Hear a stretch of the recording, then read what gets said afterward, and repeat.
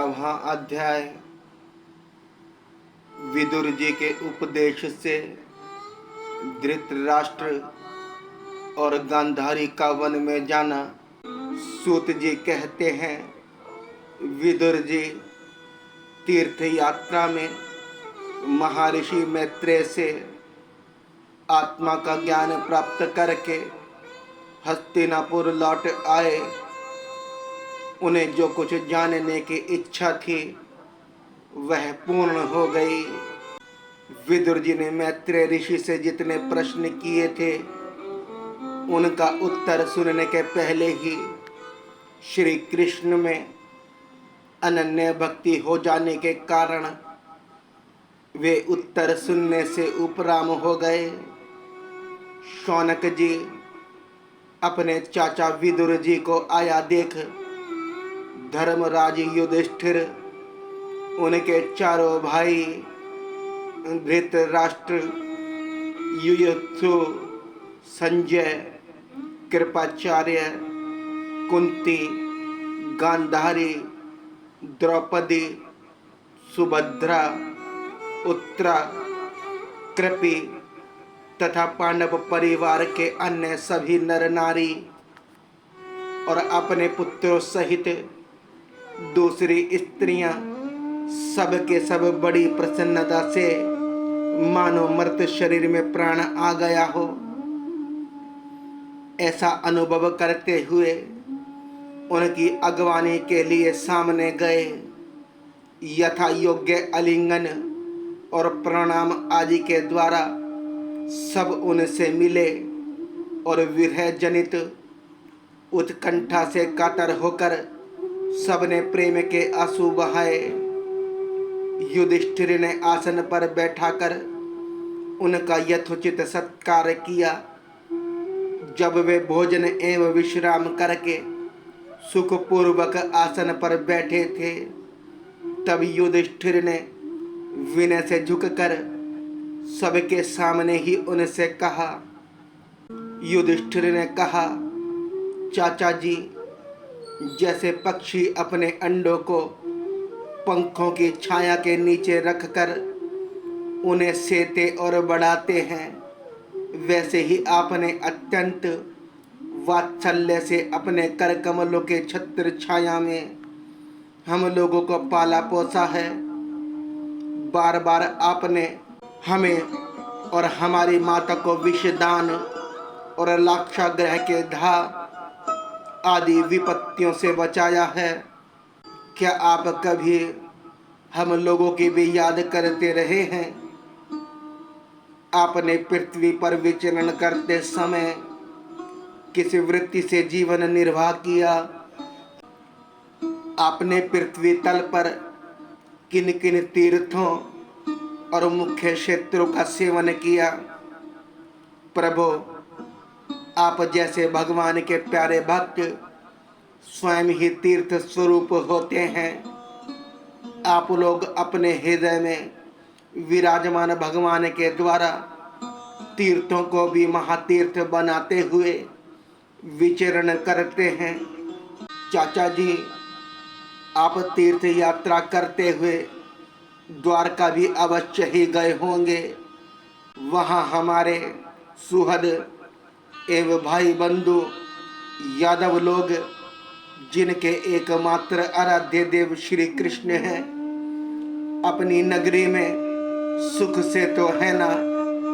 आपने यदि जाकर देखा नहीं होगा तो सुना तो अवश्य ही होगा।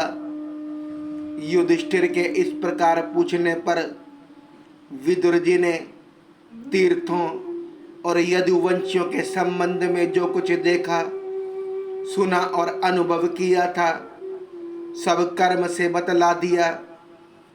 केवल यदुवंश के विनाश की बात नहीं कही। करुणा हृदय विदुर जी पांडवों को दुखी नहीं देख सकते थे, इसलिए उन्होंने यह अप्रिय एवं असह्य घटना पांडवों को नहीं सुनाई, क्योंकि वह तो स्वयं ही प्रकट होने वाली थी। पांडव विदुर जी का देवता के समान सेवा सत्कार करते थे। वे कुछ दिनों तक अपने बड़े भाई धृतराष्ट्र की कल्याण कामना से सब लोगों को प्रसन्न करते हुए सुखपूर्वक हस्तिनापुर में ही रहे। विदुर जी तो साक्षात धर्मराज थे। मांडव्य ऋषि के शाप से ये 100 वर्ष के लिए शूद्र बन गए थे।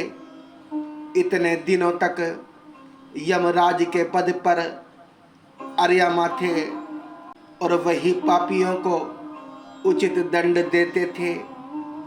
राज्य प्राप्त हो जाने पर अपने लोकपालों सरीखे भाइयों के साथ राजा युधिष्ठिर वंशधर परीक्षित को देखकर अपनी अतुल संपत्ति से आनंदित रहने लगे। इस प्रकार पांडव ग्रस्त के काम धंधों में रम गए और उन्हीं के पीछे एक प्रकार से यह बात भूल गए कि अनजान में ही हमारा जीवन मृत्यु की ओर जा रहा है। अब देखते देखते उनके सामने वह समय आ पहुंचा जिसे कोई टाल नहीं सकता।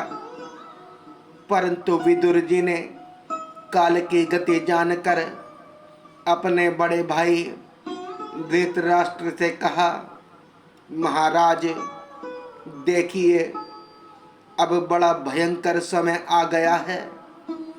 झटपट यहाँ से निकल चलिए।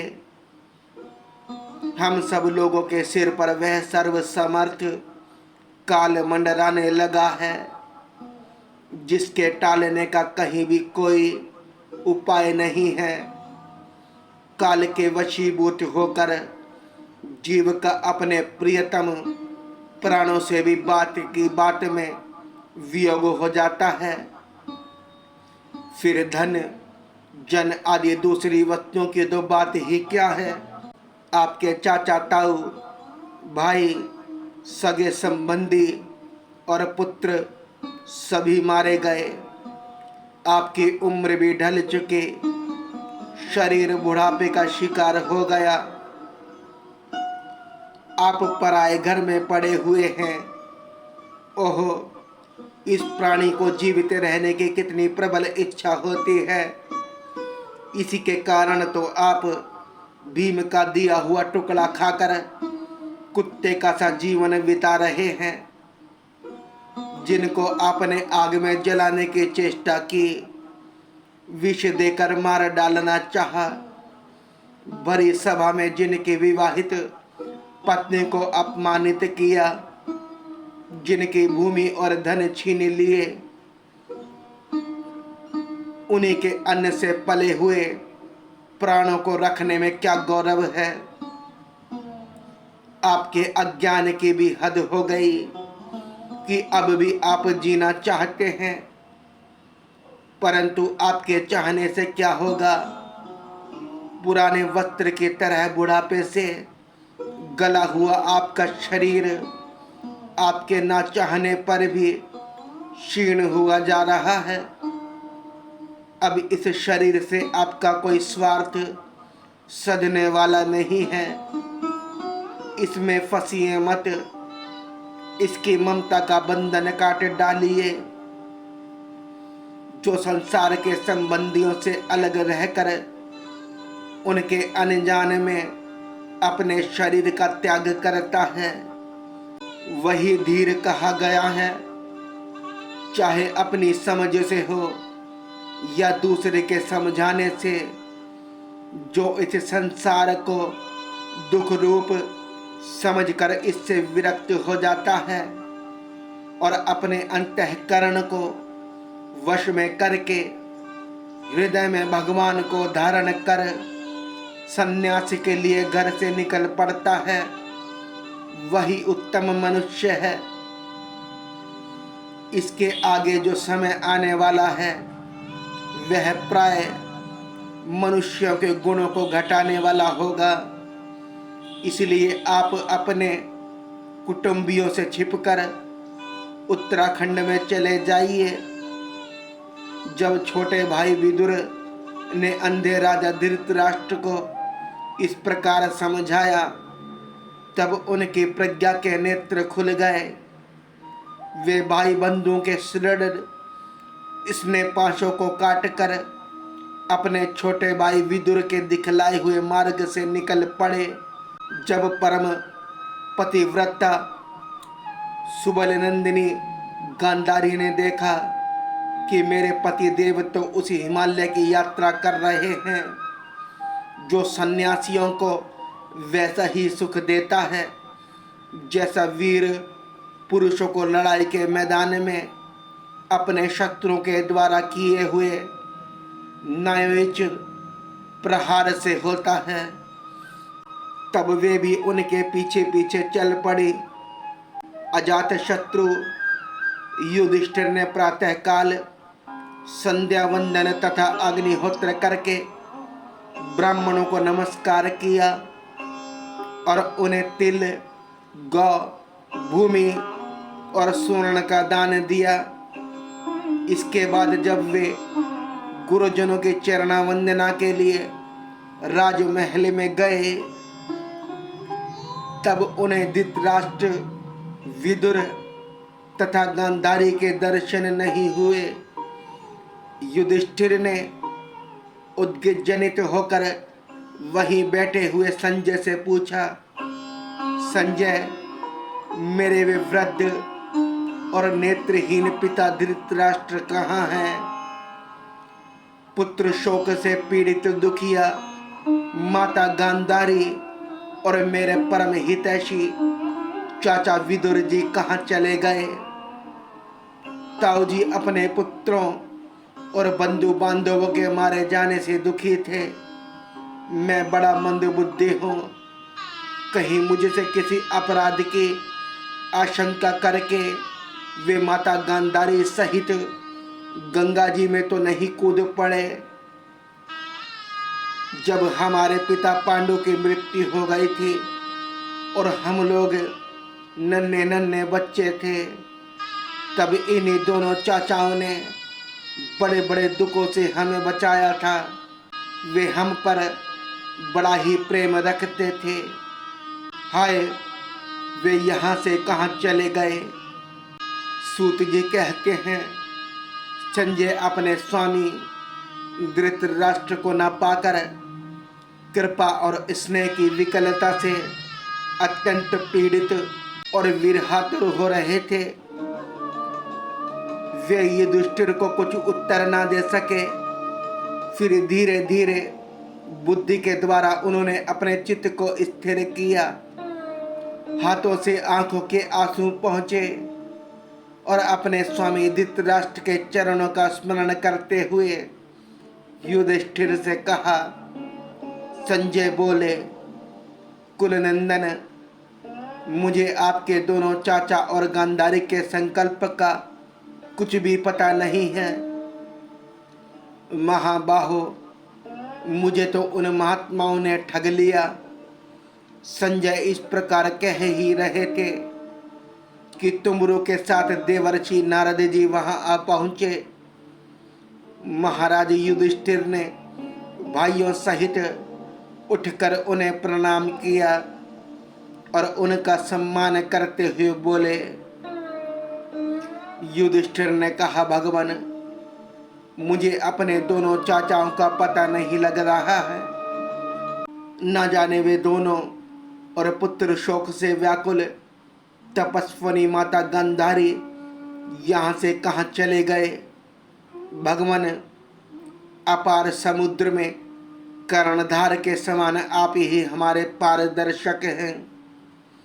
तब भगवान के परम भक्त भगवान मन देवर्षि नारद ने कहा, धर्मराज, तुम किसी के लिए शोक मत करो, क्योंकि यह सारा जगत ईश्वर के वश में है। सारे लोक और लोकपाल विवश होकर ईश्वर की ही आज्ञा का पालन कर रहे हैं। वही एक प्राणी को दूसरे से मिलाता है और वही उन्हें अलग करता है। जैसे बैल बड़ी रस्सी में बंधे और छोटी रस्सी से नटे रहकर अपने स्वामी का भार ढोते हैं, उसी प्रकार मनुष्य भी वर्ण आश्रम आदि अनेक प्रकार के नामों से वेद रूप रस्सी में बंद कर ईश्वर की ही आज्ञा का अनुसरण करते हैं। जैसे संसार में खिलाड़ी की इच्छा से ही खिलौने का संयोग और वियोग होता है, वैसे ही भगवान की इच्छा से ही मनुष्यों का मिलना बिछुड़ना होता है।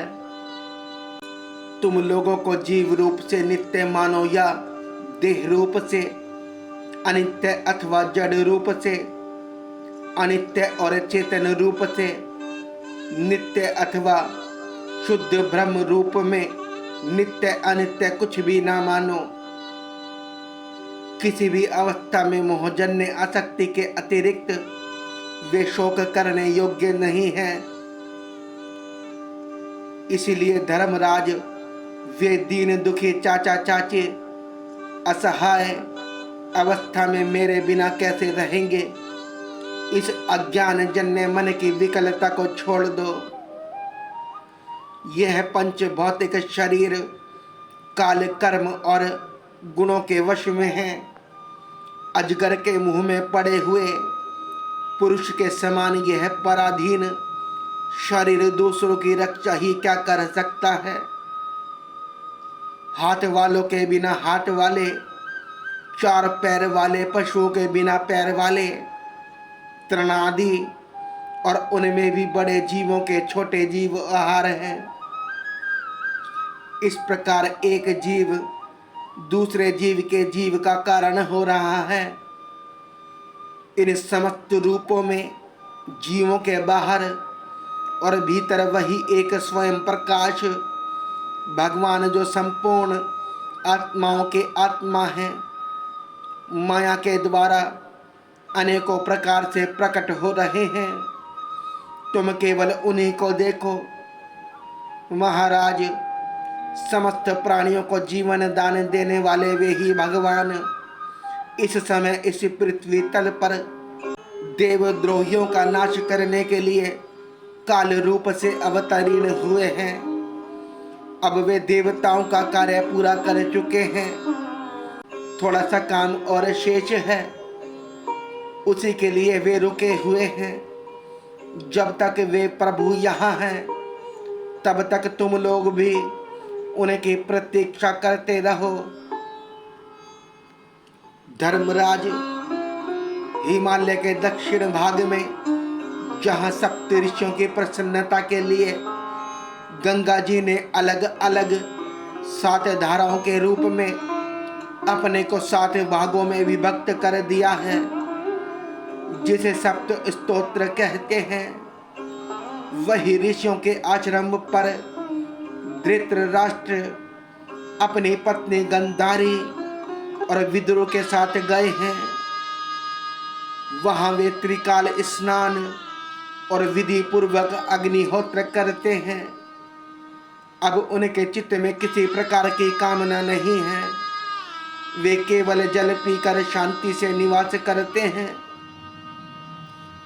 आसन जीतकर प्राणों को वश में करके उन्होंने अपनी 6 इंद्रियों को विषयों से लौटा लिया है। भगवान की धारणा से उनके तमगुण, रजोगुण और सत्वगुण के मल नष्ट हो चुके हैं। उन्होंने अहंकार को बुद्धि के साथ जोड़कर और उसे क्षेत्रज्ञ आत्मा में लीन करके उसे भी महाआकाश में घटा आकाश के समान सर्व अधिष्ठान ब्रह्म में एक कर दिया है। उन्होंने अपने समस्त इंद्रियों और मन को रोककर समस्त विषयों को बाहर से ही लौटा दिया है और माया के गुण से होने वाले परिणामों को सर्वथा मिटा दिया है।